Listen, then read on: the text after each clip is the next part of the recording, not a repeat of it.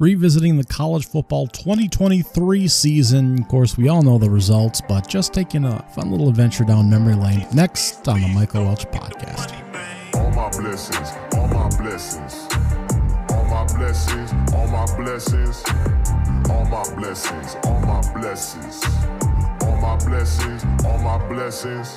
I need my blessings every penny, daily counting every single one, I'm seeing plenty. Level up and watch that beat it turn into a Bentley. See I'm stunning something, all I'm thinking. The 2023 season. You can argue what was the bigger headline. The top dog on the block, Georgia, going for a three-peat and being a dominant dynasty team, or the Colorado Buffaloes, who haven't been successful in many decades and may not be in 2023, and the spectacle that is Deion Sanders there at head coach helming the team, and the debate points on whether or not they would be really successful. Now, there are other points, of course. Would Caleb Williams repeat as a Heisman winner? Jayden Daniels wasn't on the radar at all. Would Michigan beat Ohio State yet again and win the Big Ten? How would Texas perform? What would the ACC look like? What would the Pac-12 look like in a sudden change just a couple months before the football season kicked off, that it would be its last season? What would Notre Dame look like in year 2 under Marcus Freeman? Would Miami bounce back after a 5-7 season? What non-Power 5 schools would start to get into the mix in the rankings and the big bowl picture overall? So a lot of questions that involved repeating of powers, basically. And we have some similar things kind of going into this upcoming season, despite a lot of shuffling of the conferences, but it was a lot of continuity heading into last season. Will Michigan's reign continue? Will Georgia's reign continue? Will Caleb Williams' reign continue? Will Clemson be ahead of the ACC again?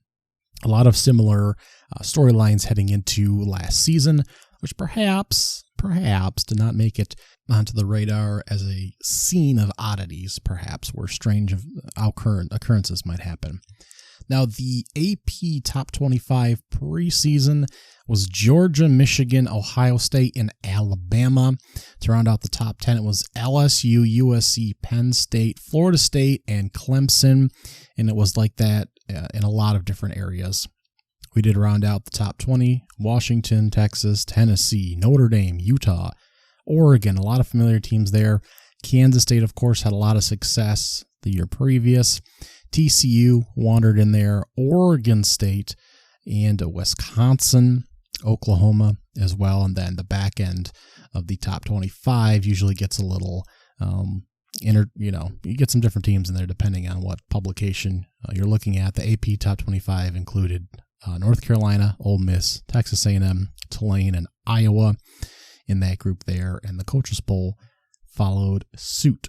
Now, week 0 didn't bring us any big results. We did have a fun game with Notre Dame playing Navy over in Ireland. Week 1 had several matchups for us, including Utah, who was ranked 14th at the time, knocking off Florida 24-11 in that one in a defensive battle. Graham Mertz in a start for the Florida Gators had 331 yards in that one, but it was a struggle for the Gators, as it was all of last season. And we did see multiple quarterbacks for Utah, if you remember. We did have Cam Rising out for the entire season. Bryson Barnes started, then we did get Nate Johnson, who I preferred at quarterback personally, but they did manage to win this one 24-11 in the Swamp in a rematch, and it was not that exciting of a football game, quite frankly. We did get to see Ohio State fend off what can be a pesky Indiana team at times, 23-3. There's, of course, a coaching change here going into this season. USC put up 35 points in the first half and another 24 in the fourth quarter in a 66-14 win over Nevada. Penn State battled West Virginia 38-15. 7th ranked Penn State at the time, and Washington was ranked 10th, and they beat Boise State 56-19, what was supposed to be a rather exciting game there. Penix Jr. had 450 yards passing and 5 touchdowns, if you happen to catch any of that one on opening weekend. Just a massive game for him and his receiving crew there. Tennessee blasted Virginia 49-13 there, the 12th ranked Tennessee Vols there. Milton was not super impressive. It was the ground game that really got things going for them there. Jayden Daniels and number 5 LSU lost 45-24 to number 8 Florida State as that back end of that defense got absolutely roasted. He had 346 yards passing, a touchdown to pick. He also led the team in rushing with 64 yards. Just a struggle there. Thomas Jr. now to the NFL at 7 catches for 142. Just a struggle bus there. It was 31 second half points for Florida State as they actually absolutely blew that game open. If you remember, it was close, 14-17 at the half there. LSU was leading there, but Jordan Travis ended up with 4 touchdowns and 342 yards passing to win that one. We also had Clemson going down at Duke. Clemson was ranked 9th at the time, 28-7. They were blanked in the second half, 22 points in the second half by Duke, and that was the beginning of something really good there for the Blue Devils, and another rough year for Clemson, several in a row now. And perhaps one of the more exciting games, of course, was number 17 TCU hosting the Colorado Buffaloes, and they fell 45-42.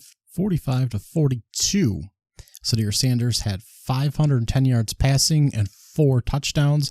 We did see Travis Hunter, who had 11 catches for 119 yards. We saw him play both ways. We saw him make a key interception as well to help seal the game towards the end on the goal line. Just a huge play and a great job by Buffalo, sealing up their biggest win of the season. And of course, TCU then went down the toilet pretty much from the jump there, unfortunately.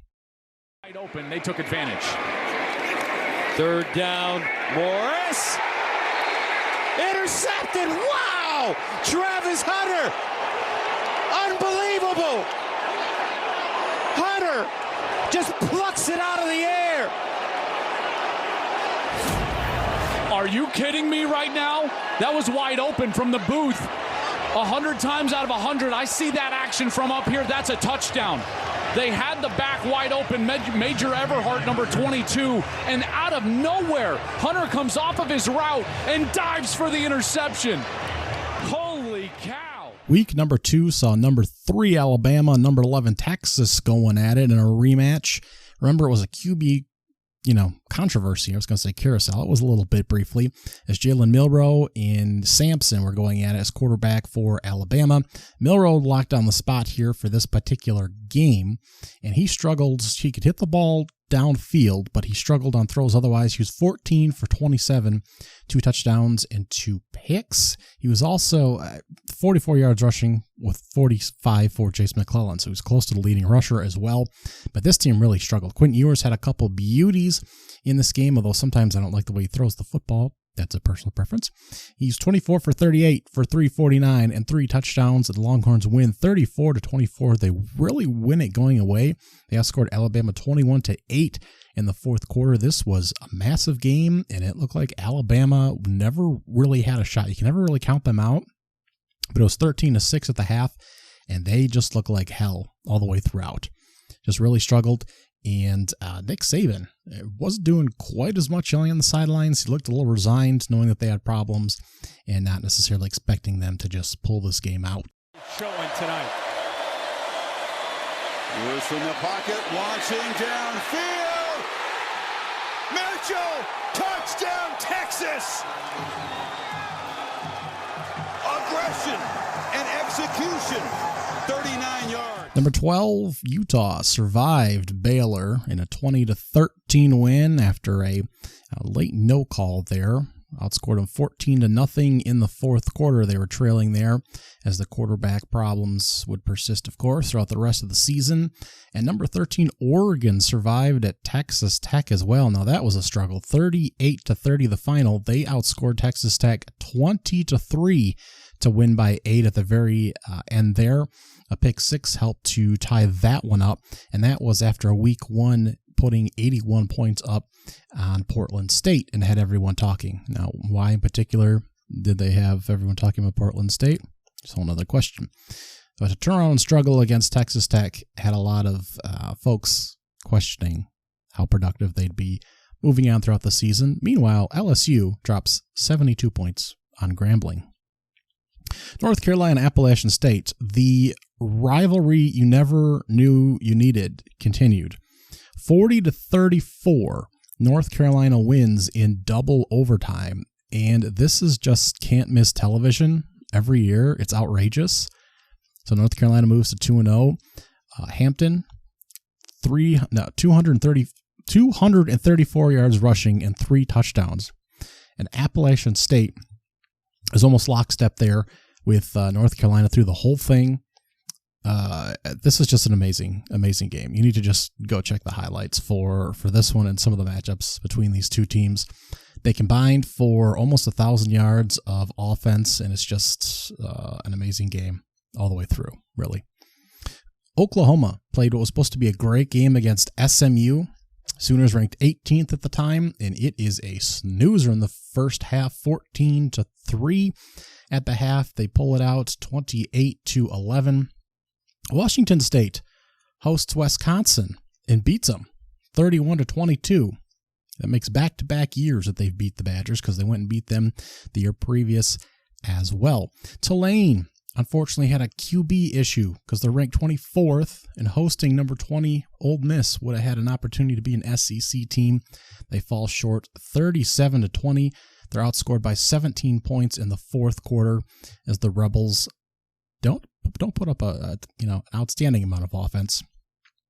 But Kai Horton is 15 for 31 passing for the Green Wave, and they just struggle to do a whole lot, quite frankly, especially late in the game.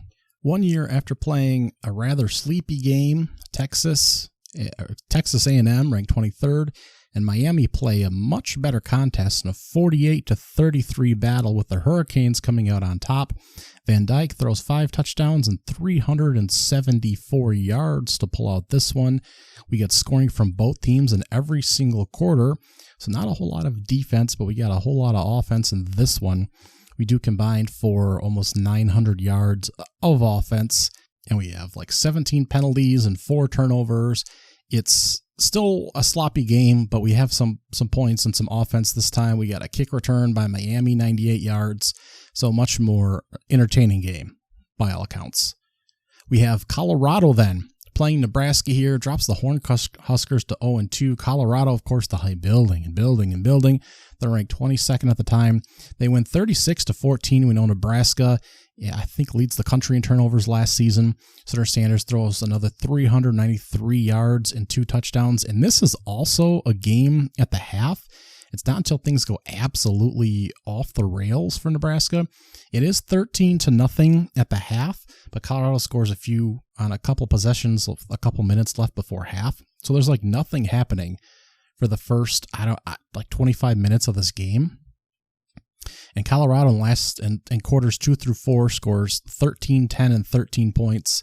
And for Nebraska, it's 0-0-7-7.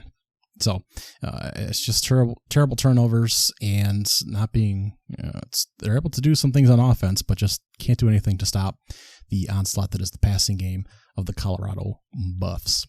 Mississippi State moves to 2-0 with a 31-24 overtime win over Arizona. The rest of the season for these two teams would flip as we see Mississippi State obviously start to struggle in SEC play with a defensive coach coming in and really making some weird changes offensively to the team and not performing very well. And Arizona would make a quarterback change soon here. Jayden Daniels would get banged up. We'd have Noah Fana come in and perform much better. But in this game, Jayden Daniels, 32 for 46, 342 yards, 2 picks, and 4 touchdowns in this one. Will Rogers for Mississippi State, who's used to throwing 40 times, 13 for 17, 162 yards, 3 touchdowns, so efficient, and they also ran for over 140 yards as well. They managed to win this one, though, in overtime. San Diego State, UCLA, usually a fun non-conference game. UCLA buries San Diego State 35-10. The offense there starts to struggle, and there's a coaching change coming for this upcoming season. Auburn, California, 14-10 in Hugh Freeze's debut season there, trying to rebuild. And a couple smaller ones here. Oklahoma State, 27-15 over Arizona State.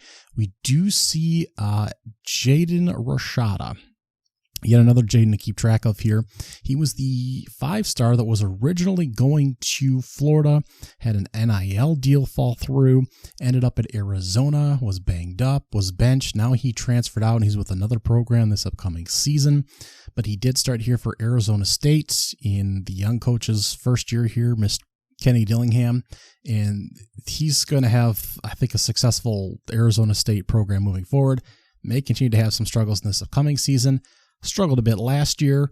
Jayden Rashada, TBD, as he's technically only at a second program, maybe third, I guess, depending on how you look at it, but his third program in however many, less than 2 years already. He's with the, what are we at now? Wisconsin? Georgia. He's on Georgia's bench. So maybe we'll see a bit of him this season.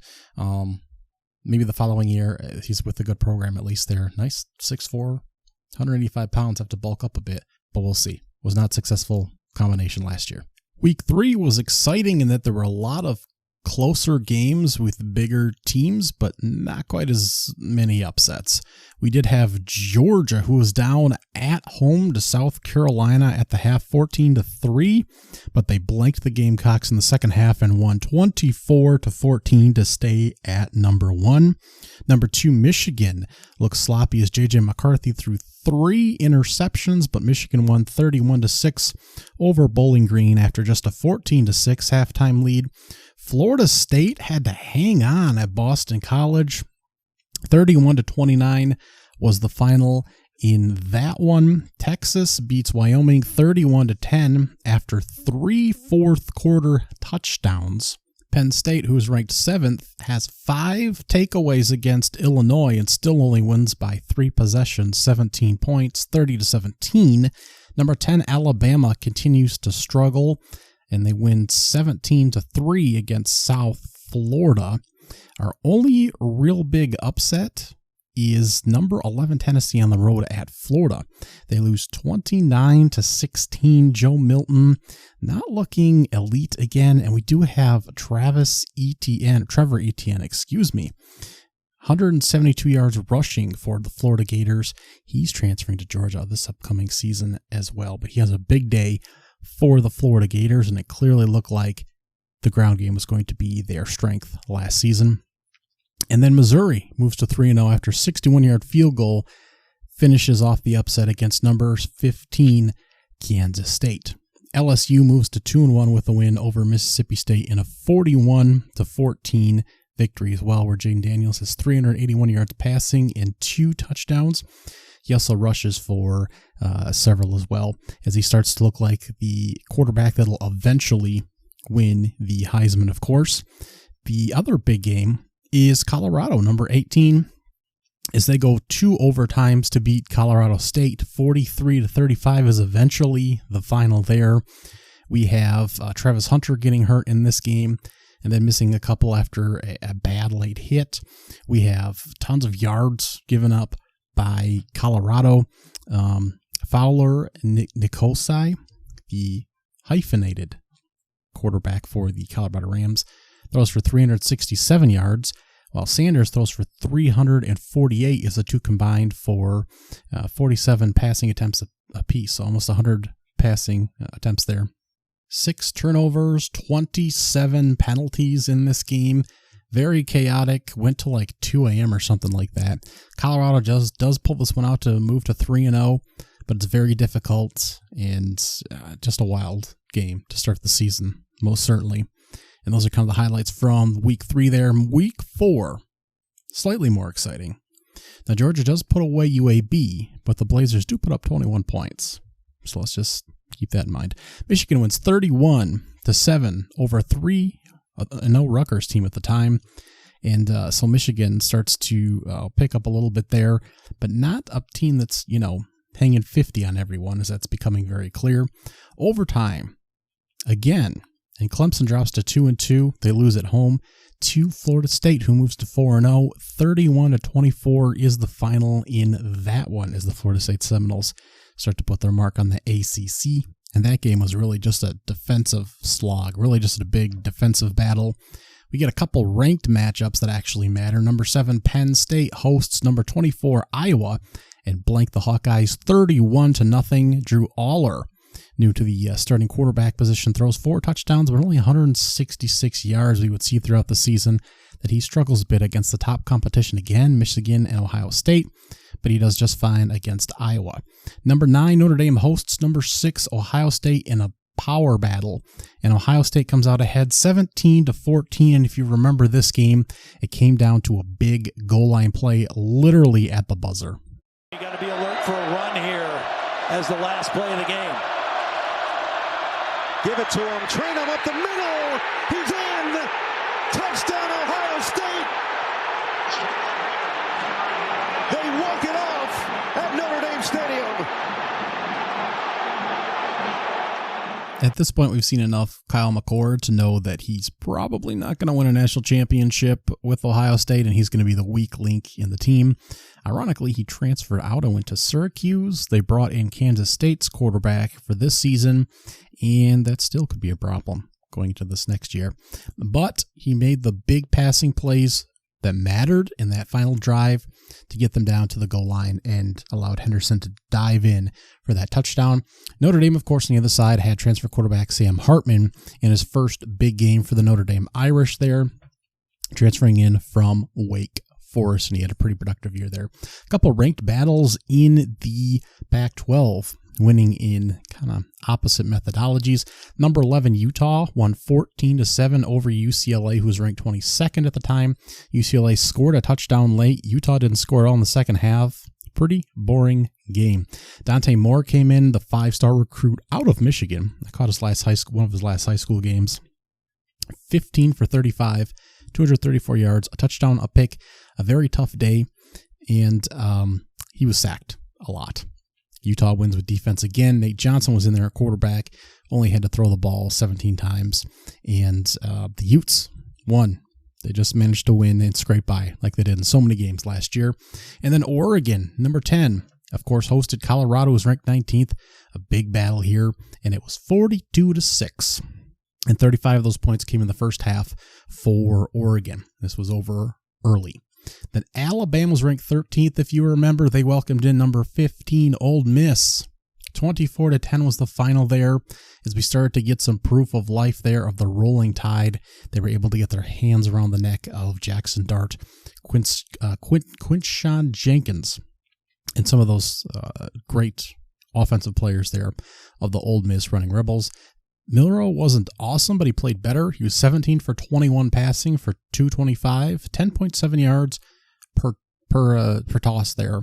And so those deep balls were his strength. A touchdown, a pick, only 20-something yards on the ground, but it was still much more to his type, what his type should be. Several rushing attempts, conservative passing, except for those deep shots, not too much underneath where he's not going to hit as many balls, and it looked much better for Alabama, and this is one of the games where they started to turn things around. Number 21, Washington State at the time, hosting a 14th ranked Oregon State Beavers, both teams undefeated, and 38-35 was the final here as the Cougars beat the Beavers. 404 yards and 4 touchdowns for Cam Ward, who hit the transfer portal and went to Miami for this upcoming season. Huge game for him. DJ Uiagalelei only threw for less than 200 yards, completed 50% of his pass attempts, almost 250 yards on the ground for the Oregon Beavers as they attacked in different ways here.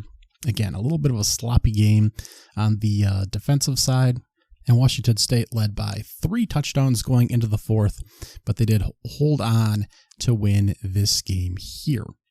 Heading into the following week, week 5, as we're heading into the beginning of October here, Georgia pulled out another close game here at Auburn. 27-20 was the final, but Auburn led 10-0 early, and it was a touchdown difference in the fourth quarter, a 10-3 outscoring by Georgia that managed to beat the Tigers, who still had an opportunity to win it towards the end. We saw Peyton Thorne. He attempted less than 20 pass attempts and really turned into more of a running back, almost 100 yards on the ground. Only 2 for 12 on third down were the Auburn Tigers, and over 100 yards discrepancy going Georgia's way. Pretty clean game, not a lot of penalties, and Auburn really had a chance to beat Georgia here, who's still a very healthy and a very potent Brock Bowers at this particular point, who had 8 catches for 157 yards and a touchdown, and was very productive in their comeback there. But that was a very, very close football game. Kansas, who was 4-0, kind of slowly making the way up the ranks. They were 24th and hadn't had an extremely difficult schedule at that point. They did beat Illinois earlier in the year, if you caught that in week 2. But Texas throttled them 40-14, and this is where their Jayden Daniels got banged up, and they had Jason Bean in there starting for Kansas, and he was still a decent quarterback. He'd been a starter at one point a couple years back, but he was not very productive here. And the defense obviously had some problems for Kansas, and Jason Bean would pretty much run out the rest of the years. Kansas got beat up on and had a lot of problems. But Texas really took advantage of them in week 5. Colorado took another whooping. I shouldn't say whooping, but they were beat by USC, who was ranked 8th, 48-41.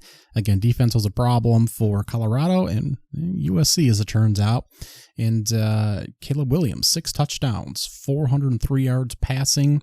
Colorado got things going. Not in the first quarter. They were down 14-0 early, and that would kind of end up being the difference. Not a quick enough start, as they would trade touchdowns throughout the remainder of the game.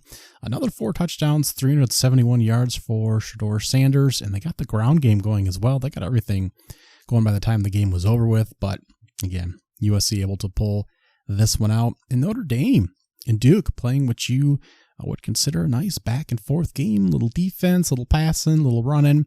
But number 17 Duke loses at home to number 11 Notre Dame, 21-14, in a nice battle back and forth that ends up with Riley Leonard getting hurt here at the very end of the game, which is unfortunate for the downward spin of Duke the rest of the way. Kentucky stays undefeated, 33-14 over number 22 ranked Florida. At the time, a nice win there for the Wildcats. Ray Davis, 280 yards and 3 touchdowns as they roll on the Florida Gators. Offensive line at times been a problem for Kentucky, but they were able to roll over the Florida Gators at that particular point. And Ole Miss, ranked 20th at the time, LSU ranked 13th. The Rebels able to give another loss to LSU, who dropped to 3-2 at the time, 55-49. They outscored LSU 21-7 in the fourth quarter. Jayden Daniels, Quinshon Jenkins putting up all kinds of offensive numbers. Jackson Dart had 389 yards passing and 4 passing touchdowns. He also ran for a touchdown and 50 yards. Jenkins had 177 yards rushing and a touchdown as well. Jayden Daniels, 414 and 4 throwing, and he also ran for 99 yards and a touchdown as well. Week 6 of the college football season, and we're starting to get into the minutia now. The real teams are starting to emerge, and Kentucky is not going to be one of them, right? They finally make it to the top 20. They play Georgia. They lose 51-13. We do get Notre Dame playing Louisville. They take their second loss of the season. They lose 33-20 to the 25th ranked Louisville Cardinals, who start to really ascend now after a easier, first few games to the season. So a big win there for Louisville as they actually just stop Notre Dame. They outscore them 16-7 in the fourth quarter, but they look really, really dominant there. And Notre Dame starts to take some heat after losing to Ohio State and the Cards, but their schedule is pretty tough here in the middling section of the season. Texas A&M loses again. They lose at home 26-20, but it's to Alabama and the Crimson Tide. Milroe, 321 passing, 3 touchdowns and a pick. Great job there for him. We do have USC winning again against Arizona, 43-41 in overtime. they survive. A big late 2-point conversion by Mr. Caleb Williams. Just huge. It was triple overtime. He managed to put it in there. And they moved to 6-0 at that particular point in time. As we know, it's all downhill from there. The Red River rivalry sees Texas ranked 3rd, Oklahoma ranked 12th, but the Sooners pull it out 34-30. Quentin Ewers puts up 346 yards, but only 1 touchdown, 2 interceptions. Jonathan Brooks runs for 129 yards and a touchdown. He has a great day for himself. We get Xavier Worthy in there for over 100 yards receiving, and Jordan Whittingham as well. Dylan Gabriel throws for 285 yards, a touchdown. Runs for 113 yards and a touchdown as well for Oklahoma as they go for just about 200 yards on Texas. And this was one of the better games, I think, of the year. Great back and forth, and it comes down to a big final drive by the Oklahoma Sooners. Gabriel. Catches, touchdown, Nick Anderson.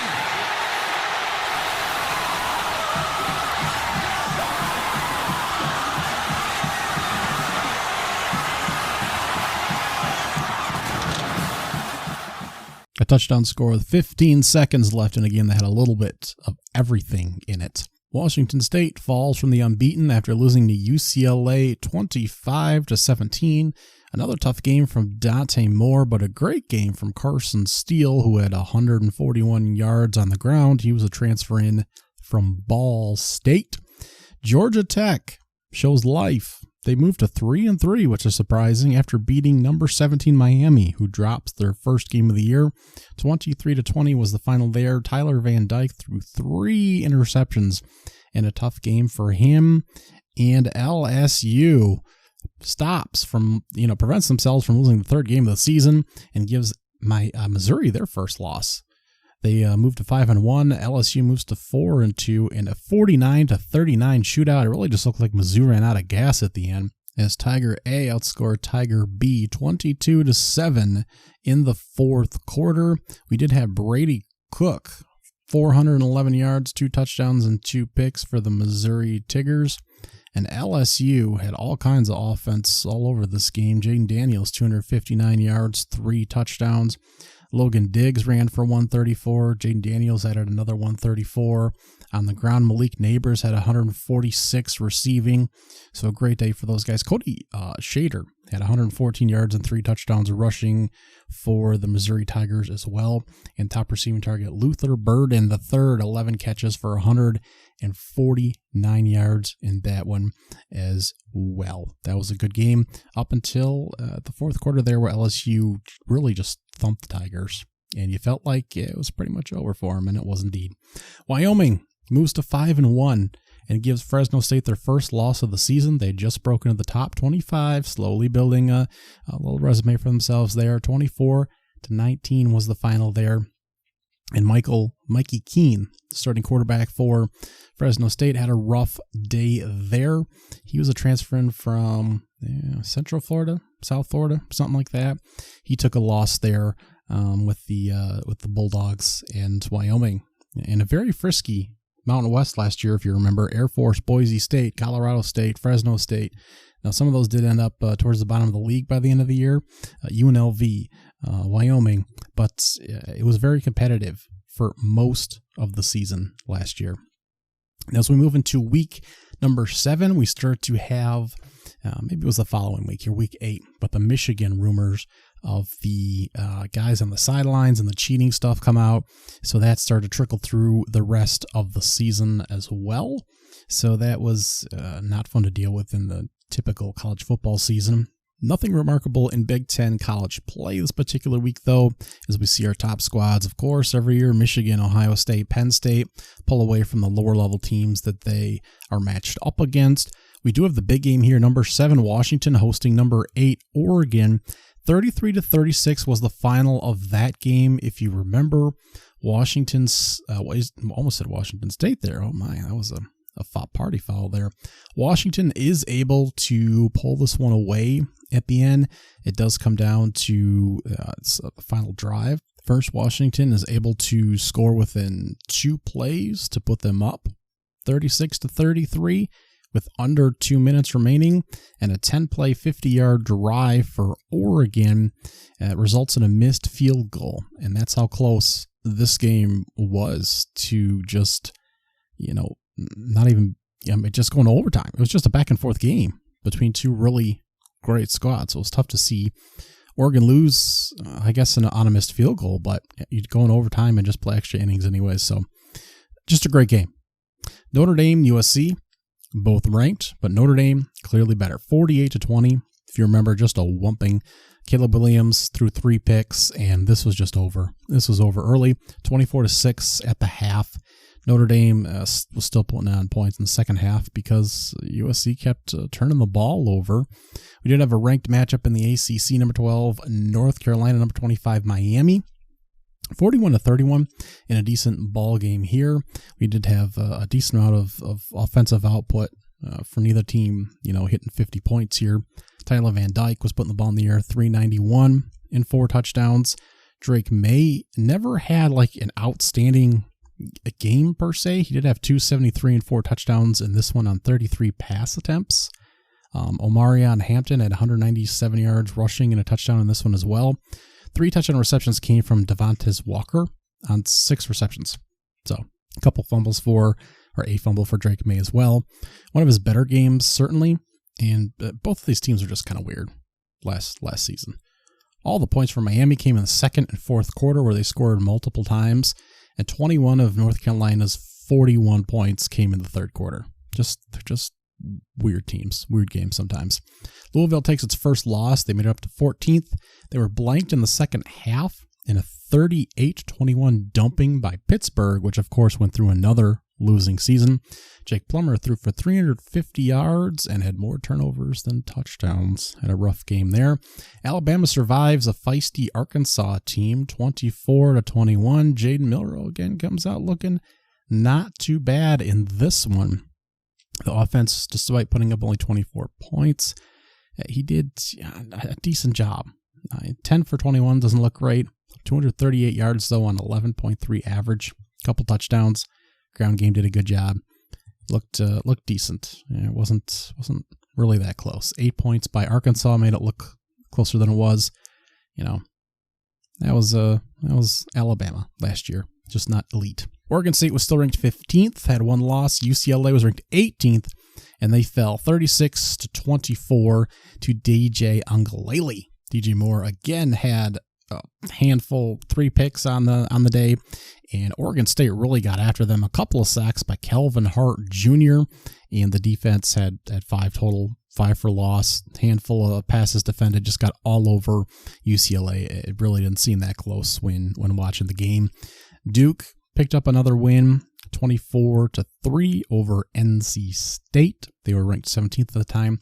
Tennessee, 20-13 over Texas A&M as they continued their rise. LSU beats Auburn 48-18 as they continued to move up. Kansas has Jason Bean throw for 410 and 5 touchdowns, but they lose 39-32 to Oklahoma State, and the mighty Ollie Gordon ran for 168 and a touchdown. He also had 6 catches for 116 and a touchdown as well. The all-purpose playmaker there for the Cowboys. And Kansas would start to tank in the back end here. Speaking of tanking, Arizona 4-2 coming in, playing a 4-1 19-ranked Washington State Cougars on the road and beat the shit out of them. 44-6 as Noah Fifta throws for 342 yards and is able to really just beat down the Washington State Cougars. And they got the ground game going as well. 3 touchdowns for Jonah Coleman, and just really struggled offensively to the Washington Cougars. Sometimes when that ball isn't coming out right, they just have a tough time. And I kind of wonder sometimes how Cameron Ward's going to do at Miami this upcoming year when he moves over there from Washington State. But nevertheless, last year, hammered by Arizona. In Missouri, finally, they were unranked when they went on the road and played Kentucky, who was ranked 24th, and they beat them 38-21 coming off that LSU loss. A lot of ground game going there for the Missouri Tigers, not so much Brady Cook, who's starting to show that he's one of the better quarterbacks in the country. And Devin Leary playing for Kentucky, the transfer over from NC State, who struggled a bit in the year previous, but had some promise, and he was just not looking so good. Clearly looked like Ray Davis in the ground game as he went for another 128 in this game, and it clearly looked like Missouri moving up and Kentucky moving down. Week 8, the Michigan news was very much in the cycle. And that was kind of too bad because there were a lot of big games on deck for the Big Ten. And I was at When We Were Young Fest in Vegas going on Saturday, so I missed a lot of these games, had to watch them on a replay. I was kind of disappointed. My brother Elliot and I like to commiserate on our football bets and celebrate the big upsets and big victories and stuff like that. So trying to manage the news and check scores and stuff like that a little bit in between the sets we were watching. Not too much, but a little bit. Trying to enjoy our time. And, Michigan State getting whopped by Michigan 49-0. Had no impact there. J.J. McCarthy throwing for 4 touchdowns really helped establish him, I think, going on the road there against a rival and doing very well, even if Michigan State was struggling. And we had the Mel Tucker stuff that was prominent as well. So both colleges having their problems, of course. Ohio State and Penn State were playing. We watched the first part of that game. So Drew Aller can't complete a pass to save his life, and saw Ohio State eventually win 20-12 in that one. A defensive battle, and it turns out both quarterbacks perhaps not the best last season. And so anyways, that number 3 Ohio State, number 7 Penn State, just not a super great game. Marvin Harris had 11 catches for 162 yards, but just a defensive battle. Ohio State did outscore Penn State 10-6 in the end. Those are the only points in the second half at all. Just a sloppy game. Now, Florida State played Duke, a 4-16 matchup. 38-20 the final. No points in the second half for Duke. A well-coached squad, of course. No quarterback there. Riley Leonard out hurt. Washington started to show that they had some problems, perhaps. They put 12 points in the second half. The only points for either team as they beat a 1-6 Arizona State team 15-7. Penix didn't throw a touchdown. Tough for that team there. Oklahoma survives UCF 31-29. Now, UCF was surprisingly decent at a few things last year statistically, even though they were 0-4 in the Big 12 at this particular point. But they could do a few things on both sides of the football pretty well. So, and Oklahoma starting to move its way up at 7-0. Texas snuck by Houston 31-24 on the road there. Donovan Smith, the former Texas Tech quarterback in at Houston, just throws the ball all over the damn place. Just under 400 yards and 3 touchdowns for him there. Oregon makes late work of Washington State, 38-24 as well. North Carolina made it up to 10th in the rankings. That took a tumbling to an awful Virginia team, 31-27.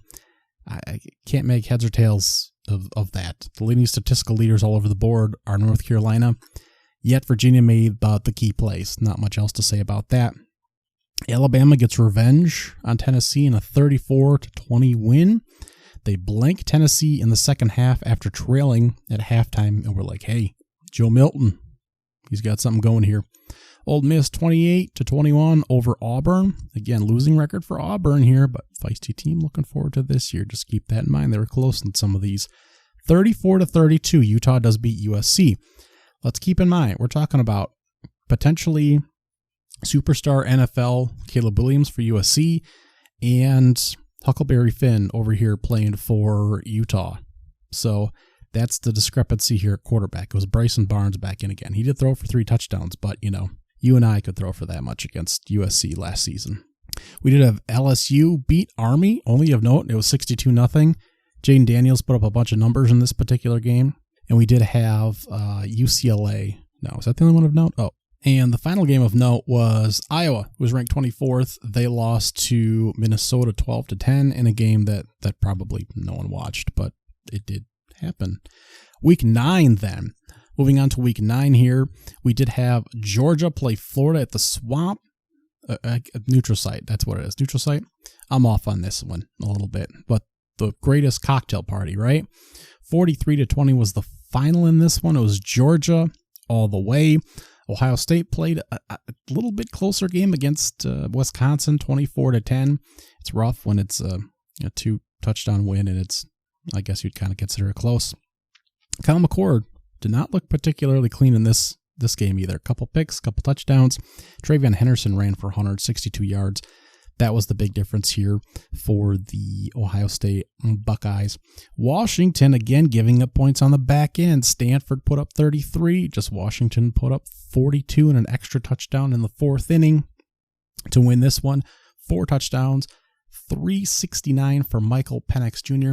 I would like to note, because I'm not probably going to talk about Stanford again, except when they played Colorado here, Jayden Daniels here was part of a quarterback carousel 2 years ago. Last year he was the starter, but he's been banged up both the last couple of years and has been in and out. He's had some bad play. He's had some really great play. He'll be a junior this upcoming year. I think he's quite good. If he stays at Stanford, he's going to struggle, but I think he has something going for him, this Jayden Daniels. So just note that, Jayden Daniels of Stanford. Oregon, who has a quarterback, goes to play on the road at Utah in a top 15 matchup and wins 35-6 against a team that doesn't have a quarterback. Big win there. Arizona pulls off another stunner, beats number 11 Oregon State 27-24. Fifth to throws for 275 and 3 TDs.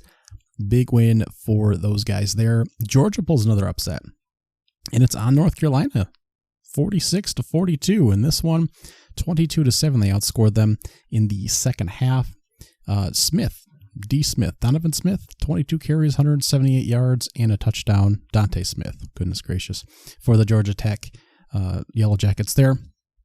We do have Louisville beating Duke 23-0, although it's not a surprise to see Duke get blanked now with the quarterback injury and issues there.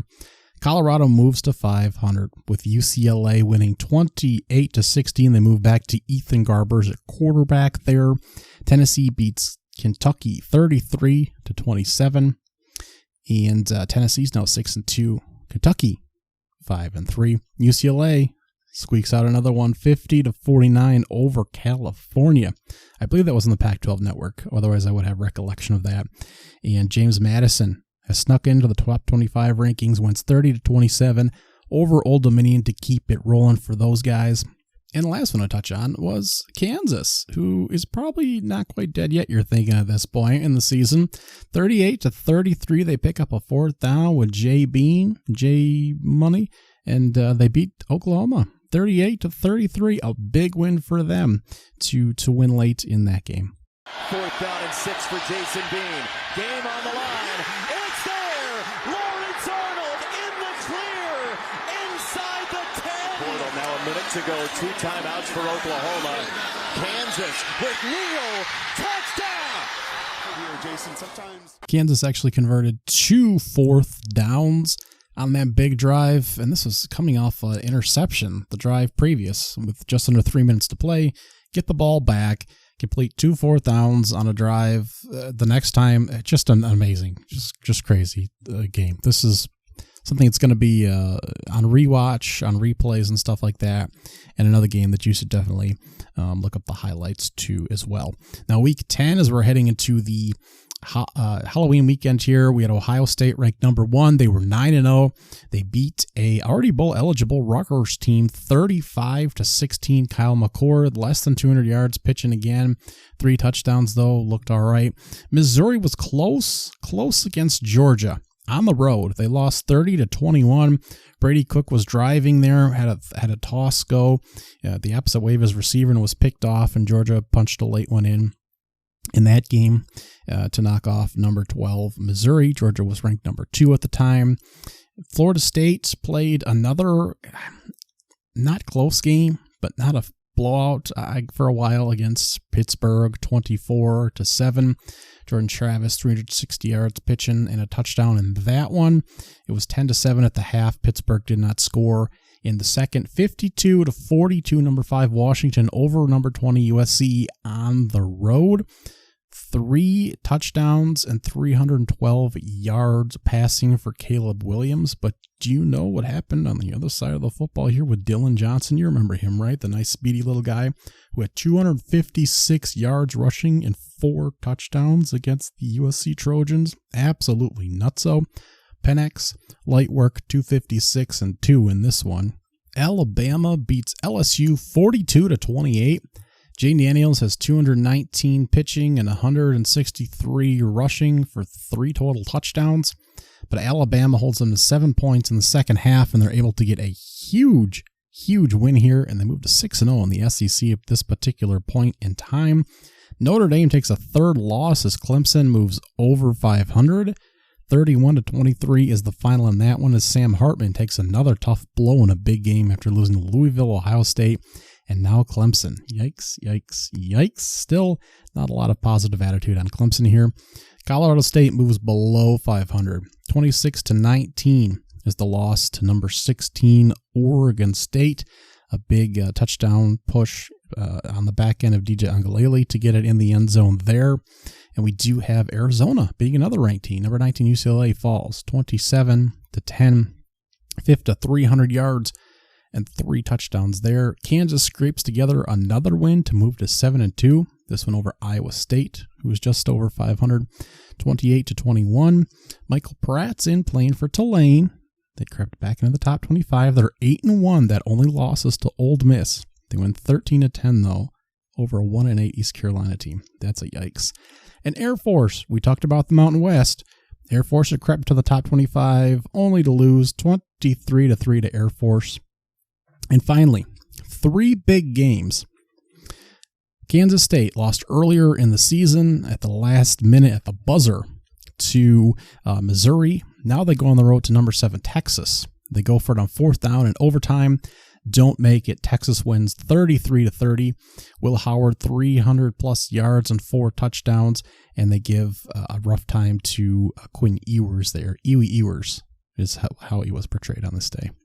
And Oklahoma State, ranked 22nd, beats rival Oklahoma, who was ranked 9th at the time, 27-24. A big 4th down stop. Able to beat Oklahoma there. 2 touchdowns, 138 for Ollie Gordon. And a missed field goal in the Ole Miss Texas A&M game. This was back and forth. Ole Miss 8-1 after this one. Texas A&M 5-4, but a missed field goal prevented this one from going extra innings. Judkins had 3 touchdowns in this one, over 100 yards rushing, and Harris had 213 yards on 11 catches. Mr. Trey Harris. So 3 bangers this weekend, the weekend of Halloween. 4th down, Gabriel on the run, throwing, Stoops, juggled it, caught it, but he's short. Oklahoma State's going to take over on downs. Empty backfield. Howard looking. Howard scrambles. Howard lets it go. Incomplete. And Texas survive. This will be 47. There's the snap and the kick. And it looks like it's short. Let's see. It is no good. No good. The Rebels win it anyway. Wrap it up and get out of here. Oh, my goodness. I think somebody got their hand on it. I don't know if that was big. So after week 10, heading into week 11, the AP, or I should say playoff, top 25 poll, we have Ohio State, Georgia, Michigan, Florida State, Washington is the top 5, Oregon, Texas, Alabama, Oklahoma, Ole Miss, rounding out the top 10 there. Now heading into week 11, we do have Virginia, that crappy little Virginia team, on a Thursday night, pushing that Louisville squad to a 24-31 final as the Cards are able to hang on at the end of that one there. As Louisville continues to try and push up the polls there and move into a position to possibly take the ACC. Georgia and Ole Miss in the top 10 battle there. It doesn't go so hot for the Rebels again, playing in a top matchup. 52-17, the big final there. Absolutely thumped are the Ole Miss Rebels. Penn State again loses to Michigan, just can't get things done against the 2 bullies in the conference. Florida sneaks by Miami 27-20. They're able to hang on there and stay as one of those 5 undefeated teams. Washington beats Utah 35-28. No scoring in the 4th quarter, no scoring in the second half by Utah at all, as this game just kind of putzes around to a finish here. USC, unranked at this particular point, loses to Oregon, who stays in the hunt, 36-27. Bo Nix, 4-12-4 passing. TCU becomes pretty close to bowl eligible at this point, as Texas hangs 26 points in the first half and 3 points in the fourth quarter, while TCU puts 20 points up in the fourth quarter, and Texas hangs on 29-26 in just another weird game where Ewers does throw for 317, a touchdown and a pick, but it again comes down to Jonathan Brooks running for 104 yards and 2 touchdowns to really make a lot of headway here against TCU, who's playing their second or third quarterback at this particular point in the season. Alabama has no problems putting down Kentucky 49-21 with another great game by Milroe, 234 and 3 touchdowns passing. We also have Tennessee going on the road to Missouri, which has of course been a road mine, and the Missouri Tigers win 36-7. Great defense is able to absolutely put a stranglehold on the Vols defense, and it is Cody Schrader running for 205 yards and a touchdown, also grabbing 5 balls for 116 yards to absolutely rip up the Tennessee Vols defense and just pull a big win out of the hat there. Oklahoma State, after a couple of big wins, they're up to 15th. They lose 45-3 to a 500 Central Florida team. Just a shocking game there. 3 interceptions forced by Central Florida. Kansas falls again as they're starting to trickle out of the top 25. Texas Tech, a 500 team, wins in a sleeper 16-13 in this one. LSU pours it on again. Jayden Daniels, 234 yards rushing and 2 rushing touchdowns, 3 passing touchdowns, and 372 yards. Brian Thomas, the big receiver this time, 150 yards receiving, 2 touchdowns, 52-35 over Florida. Arizona makes the rankings, 34-31 over Colorado. The 21 ranked Wildcats are able to put a big win in there. And the last real fun one on the docket was the double overtime North Carolina Duke game, where the Tar Heels were able to pull it out in double OT, 47-45. Duke was not able to make a 2-point conversion in order to pull off the upset on the road. Week 12 saw Michigan win its 1,000th game in program history, which had a bunch of memes going around afterwards about where some of those early victories came and some of the goofy schools that they came against. But they managed to win in Maryland 31-24, a tough game there, but they did indeed pull it out. Nothing super spectacular in this one, very tough. It was a safety late too. Was the only point scored in the fourth quarter. Georgia mauls Tennessee for its second straight loss, 38-10. They now have 4 on the year at this particular point. Washington survives another close one that rattled off that 5 or 6 straight wins there that were very close, 22-20 in Corvallis, Oregon. Another unimpressive win there, arguably. Still a tough road game, I would say. Iowa State, who really had a shutdown defense a good chunk of the year, really does a good job here, inviting Texas in to Ames and holding them to 26 points and a 26-16 loss here. Backed the quarterback, 323 yards, 2 touchdowns and a pick. Was not an awful game by them, all things considered. Missouri 33-31 over Florida, another 331 yards for Cook at quarterback, and Schrader had 148 yards running the football. A huge win for Louisville to stay at 10-1 with a 38-31 victory over Miami in a good ball game there. They outscored them 15-3 in the fourth quarter of that particular game. North Carolina does not escape this time as they fall to Clemson 31-20 after, of course, surviving Duke the previous week. Arizona wins again, this time over Utah. Again, quarterback issues. 42-18. Arizona does not have that problem. They put up 21 points in the first quarter, and that would have been plenty enough. How about Jayden Daniels? They're playing Georgia State. Fine for a non-par 5 school. Jayden Daniels, 413 yards, 6 touchdowns passing, 96 yards rushing, 2 on the ground. That's over 500 yards of offense and 8 total touchdowns that help pads those numbers for Heisman. We also have Kansas State going at it. A couple of ranked teams at the bottom of the top 25 there. Kansas State able to come out 31-27 with a healthy quarterback. Although Devin Neal, running back for Kansas, who's had to carry a lot, does roll up 3 touchdowns on the ground in this one. Oklahoma State can still make the Big 12 championship game. They win 43-30 over Houston, who's really kind of fallen off a cliff the past few years. And 3 touchdowns there for Gordon Ollie in this one. Tulane, still 1 loss. Ole Miss, 24-8 over Florida Atlantic. Michael Pratt, the quarterback, only missed the first few games of the year last year, and he had them rolling after that. Week 13 then, Egg Bowl. Ole Miss 17-7 over Mississippi State to boot them out of a bowl game. And Ole Miss then heading to a good bowl, but no SEC championship game or any playoffs or anything like that, unfortunately.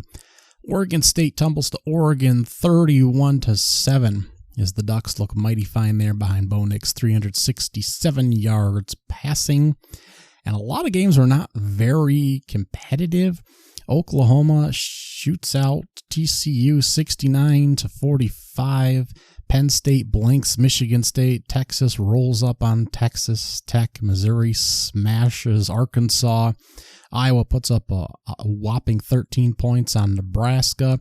Tulane smacks down a good UTSA team and Frank Harris. Georgia plays a tough game against a very competent Georgia Tech team. They're shut out of the fourth quarter while Georgia Tech puts 10 points on the board, and an 8-point difference is the final 31-23 as Georgia wins that one. I think we forget how many close games they actually played last season. Ohio State in Michigan, a good ball game again, but 3 straight for Michigan. 30-24 is the final. Both teams score in every frame of this one. You're never quite sure what's really going to happen. J.J. McCarthy, 16 for 20, 148 yards. He didn't just explode this year.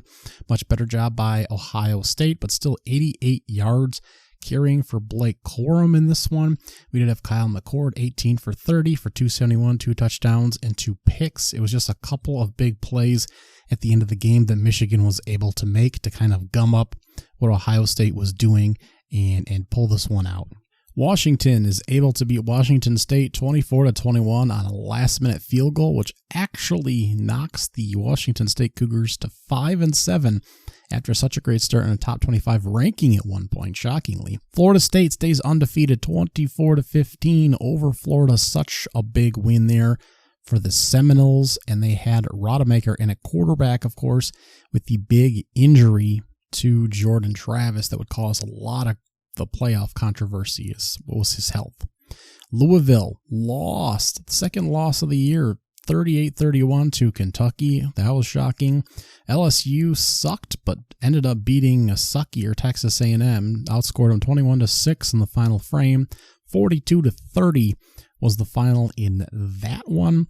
Double overtime. Oklahoma State able to knock out BYU.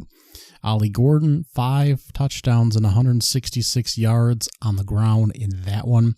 Clemson snuck back into the top 25 and was able to beat South Carolina 16-7. Liberty stayed undefeated, slowly beating off lower-level teams, and they made it into the top 25 in the last poll of the regular season, 42-28 in this one over UTEP.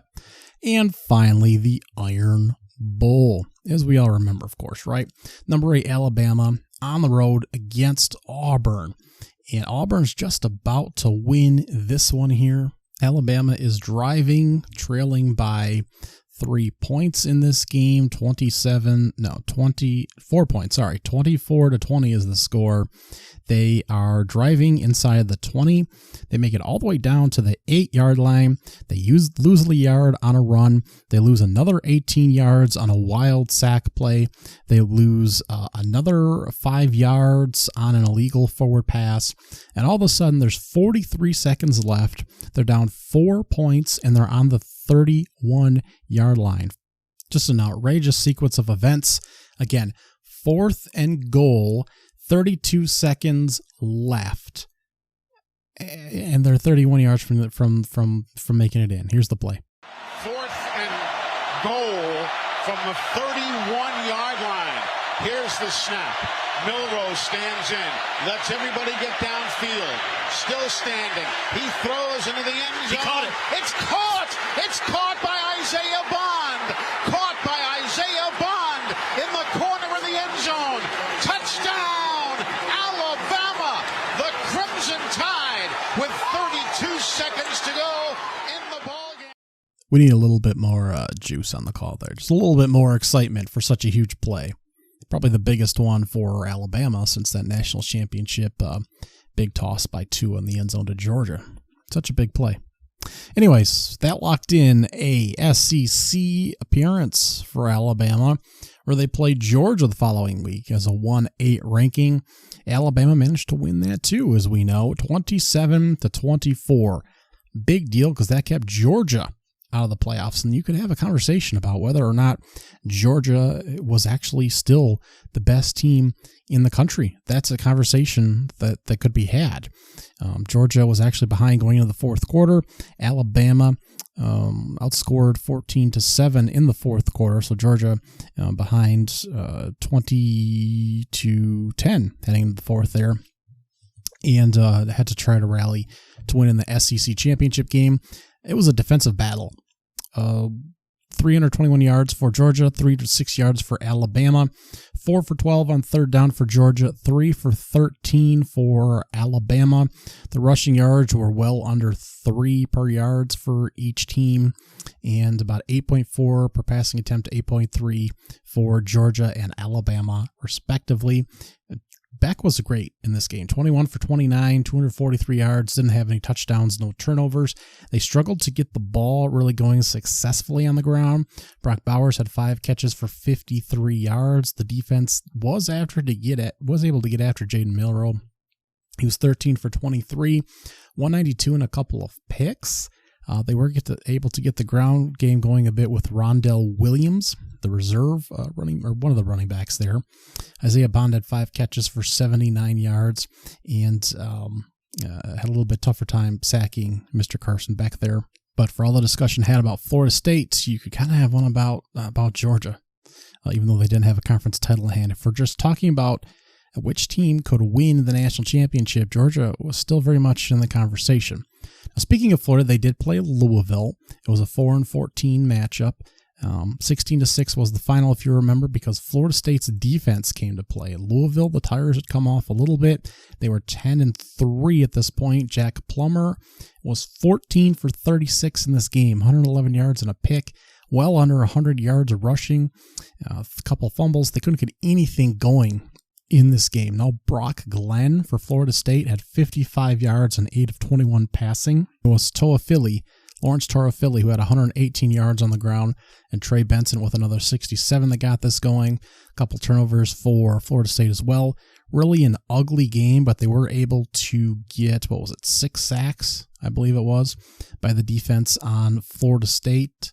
On Louisville, and just really do damage to what the Cardinals were trying to do there. Fisk himself finished with 3 sacks. So just a great job by Florida State to win that and move to 13-0 on the year.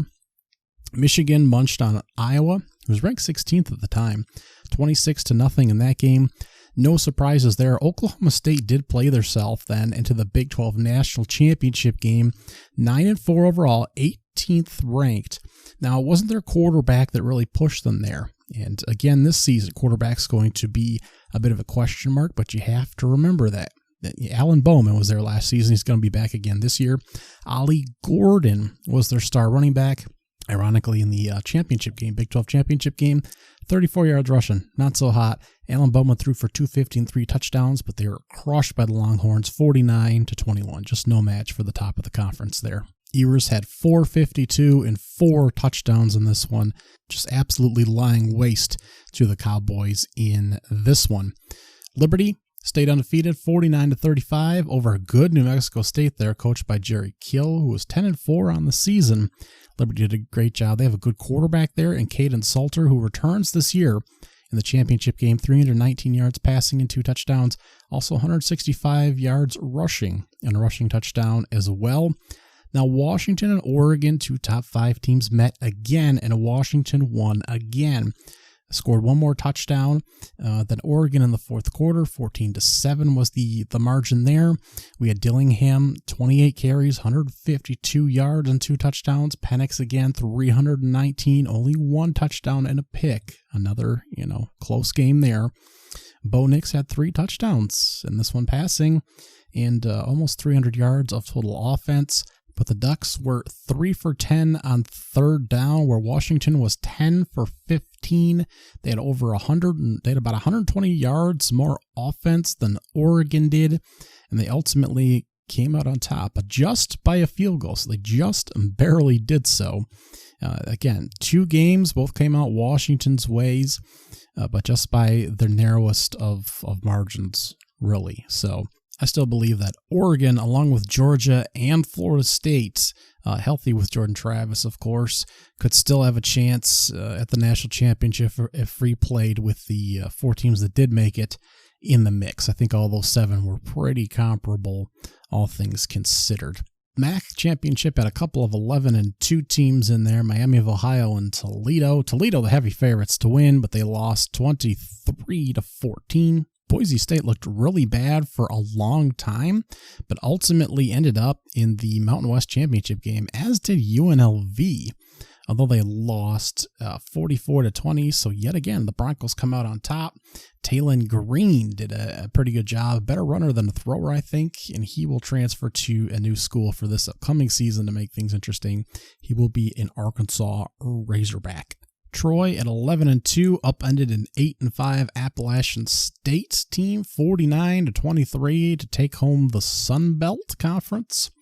And Tulane, who's ranked in the top 25, they were 11-2, as was SMU. They were 11-2 as well. And the Mustangs there surprised the Green Wave, 26-14. They're able to take home the American Conference Championship. A bit of a surprise in that one. So, as you know, our final 4 teams then making it into the playoffs there. Michigan is the number 1 seed hosting number 4 Alabama. That game went into overtime, a 27-20 win for Michigan, ultimately winning on a big stop in that game to win that one. And Washington surprises Texas, even though they were the 2 seed in that one, 37-31. So some nice close semifinal games there. 430 yards for Penix in that one. And ultimately Michigan clamps down on Washington like many teams had done before, but it is not a 1-possession game this time. 34-13 is the final. Michigan finishes as the only undefeated team in the country because Liberty does lose their bowl game to Oregon 45-6. Worth noting there.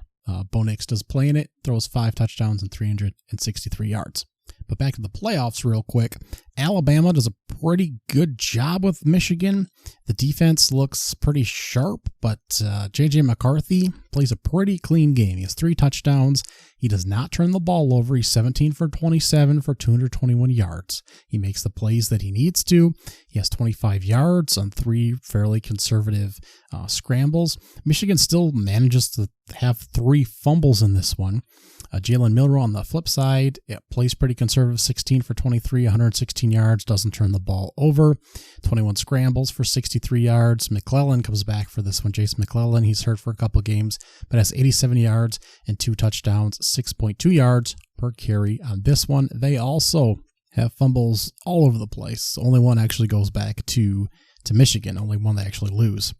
Overall, they're 3 for 13 on third down. Michigan is 2 for 11, so it is a struggle there for the both squads here. Ultimately, the deep ball is limited by Michigan's defense, and they're able to allow the plays to be made by Mr. McCarthy there. Here we go. No more timeouts to take here. Game on the line. That's Williams in motion. Low snap. Milroe stopped. Michigan makes a stand and comes up with a milestone playoff victory. Texas is down late in the fourth quarter and has an opportunity to make some moves on Washington and just can't quite close the gap enough to score on Washington. You can argue that the Huskies were better on both sides of the ball. Quentin Ewers didn't always have some of the sharpest throws. Michael Penix looked pretty darn good. The ground game for the Huskies was not great, so it really depended a lot on Michael's arm. And the ground game was going, certainly, for Texas. Good chunks of yardage. But the red zone, certainly late, was an issue, and they just couldn't quite get it done against Washington, who certainly seemed to be more prolific and cleaner. They didn't have as many penalties or turnovers as Texas had, so that certainly helped as well. Then ultimately, the national championship game, I think Penix got a little banged up. The offensive line just had some problems, and the defense was just better. It was just better at attacking what Washington was putting out there. They still hit some big plays. Just Michigan just shut them down, ultimately. Clamped down, shorter yardage plays, beat him at the line of scrimmage, and forced Penix to do some difficult things. Then he started to get knocked around. So Blake Corum had 134 yards and 2 touchdowns, just big plays from him. Michigan scored 2 touchdowns in the fourth quarter to really just put the game out of reach. So a great run for them to get all the way to the national championship game there. And of course, then the narrative around the whole playoffs and then into the afterwards even was Florida State not making it at all. And again, I still say that even Georgia should still have a bid in there. And behind them, it's hard to complain if you're Oregon, who lost twice to Washington. I don't think you'd even hear anything from Oregon faithful, but I don't think they were too far behind either, quite frankly. They just flipped 2 coins and came up tails twice against Washington, who themselves were not too far off from a national championship game. Now, you can't go by a lot of other bowl game results nowadays with guys sitting out or transferring or switching jobs or finishing finals or getting sick or the layoff time, the prep time different for different folks. Like, it's just all over the place. The bowl games are in general. But Kansas 1-1 over UNLV, 49-36. Tough way to end the season for UNLV, but they were 9-5. Kansas finished 9-4. Jason Bean had 446 yards and 6 touchdowns, 3 picks, but still just a huge offensive performance for him. The quarterback for USC, Miller Moss, helped the team finish 8-5 over Louisville, who finished 10-4. 42-28 was the final there. He had 372 yards and 6 touchdowns. Certainly looked good. And Louisville's running back there, Garriardo, had 161 yards and 3 touchdowns as well. Oklahoma State and Texas A&M fought in a bowl game. 31-23 was the final in that one, going Oklahoma State's way. Some of the offensive pieces that will be back this season played pretty well there. 402 yards for Bowman. Ollie Gordon had 118 yards and a touchdown. Tulane, unfortunately, lost their bowl game to Virginia Tech, so they lost 2 straight to finish the season. Backup quarterback was in there, some backups in there. Just tough way to lose in your conference championship game to Ole Miss, the one out of conference tough game in your schedule, and then your bowl game. You lost all the important stuff. And then Virginia Tech, there's a lot of high hopes for them this upcoming season with Kyron Jones in there at quarterback going into his second year. He transferred out of Baylor. I was kind of surprised 2 years ago when he transferred out. Blake Shapen was a starter at quarterback, and he went down with injury late in the season. Jones, Drones, had come in and played a couple games at starting quarterback, and it looked pretty good.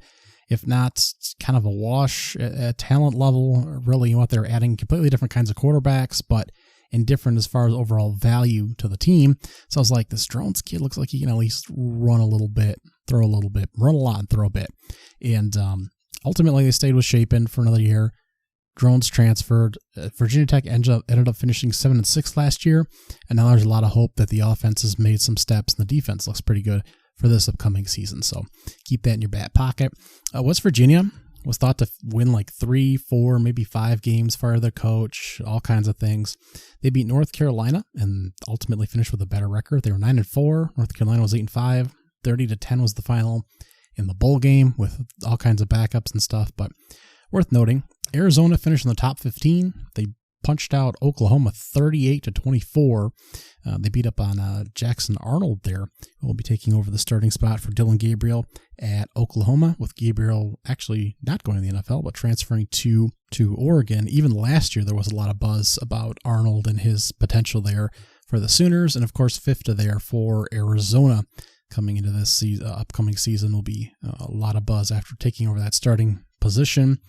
Kansas State whooped up on NC State 28-19. NC State will have another new quarterback this upcoming season, another transfer, Grayson McCall from Coastal Carolina, while Avery Johnson, a freshman, ended up taking over the starting job and started for this bowl game, and he pushed out the incumbent who will be moving over to, I guess he's not the incumbent, right? They pushed out the former starter who will be moving over to Ohio State. SMU won the American Conference title, then lost to Boston freaking College in a bowl game, the Wasabi Fentaway Bowl, 23-14. That's a tough loss.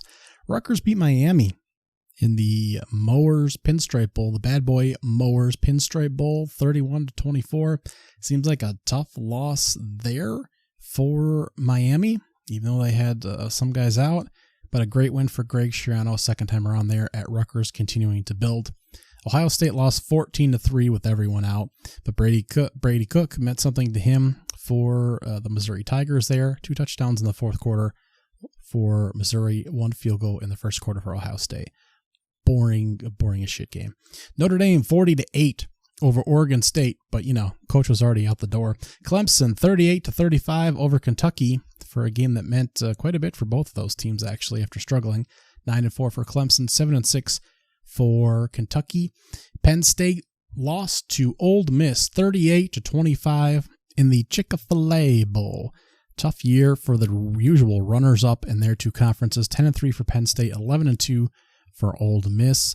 Georgia, of course, crushes Florida State 63-3. Carson Beck plays, a bunch of the guys play, and they just lay waste to a pissed-off shell of a Florida State roster. And that's just tough. That's very tough. And then terrible viewing and bad all the way around, really. And that about highlights most of it. LSU beats Wisconsin 35-31. Tennessee beats Iowa 35-0 in the Cheez-It Bowl. And that is about it. As we know, Jayden Daniels ends up the pretty clear favorite to win the Heisman. The only discrepancy with his statistics, I model versus typical winners for the trophy, is the actual competitiveness of his team. It was a great offensive squad. It has a lot of NFL talent on it, but the defense was bad. They lost too many games to even make the SEC championship game. Therefore, he couldn't make the playoffs. Therefore, couldn't win a national championship at all. So, missing the awards section of the actual team part of it. So, understandable, but still wins the Heisman, which is probably right where he should be. Ollie Gordon did win the Doak Walker Award for running back of the year. You did have Marvin Harrison Jr. win outstanding receiver. Didn't talk about him a whole lot because there weren't a whole lot of big games for him to have per se, but there were big catches. Brock Bowers, of course, won the tight end award. Oregon's Jackson Powers Johnson won outstanding center. UCLA's Latua Latu won the nation's top player of the Lombardi Award, the version of that, and he was then drafted into the Indianapolis Colts organization. Outstanding interior lineman went to Tavondre Sweat of Texas. That was the Outland Trophy. The Jim Thorpe Award, outstanding defensive back, went to Trey Taylor of Air Force, widely talked about in deeper college football circles that go that far. The Chuck Bernark Award for Defensive Player of the Year actually went to Peyton Wilson of NC State, which continues to power out really good linebackers, even if the overall success of the team varies from year to year. So your All-American teams look like this. Jayden Daniels at quarterback, Ollie Gordon at running back, Cody Schrader from Missouri at running back, Marvin Harrison Jr., Malik Neighbors, and Rome Aduzzi at receiver, of course from Ohio State, LSU, and Washington, Brock Bowers at tight end. The offensive line, you had Joe Alt from Notre Dame, Uli Fashanu from Penn State, Cooper Beebe from Kansas State. He was unanimous on a lot of polls. Zach Zinter from Michigan, and a lot of these were preseason picked already, right? Malik Neighbors was on a lot of them. Rome, Marvin Harris, Brock Bowers. Ollie Gordon was on a lot of mentionable running backs, but there are a lot of great running backs every single year. Zinter, Alt. So a lot of these are already on these lists. Your center, Jackson Power Johnson, then out of Oregon. On defense, Jonan Ellis out of Utah. Jair Zonton Newton out of Illinois. Latua Latu out of UCLA. Trevondre Sweat out of Texas. The linebackers were Cooper out of Texas A&M, Dallas Turner out of Alabama, and Peyton Willis out of NC State. Your D-backs were Cooper Deshaun out of Iowa, Malik Starks out of Georgia, and Xavier Watts out of Notre Dame. And your kicker was from Miami of Ohio, Graham Nicholson, and your punter was from Iowa, Torrey Taylor.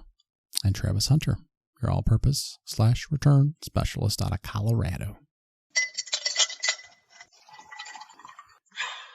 How about that?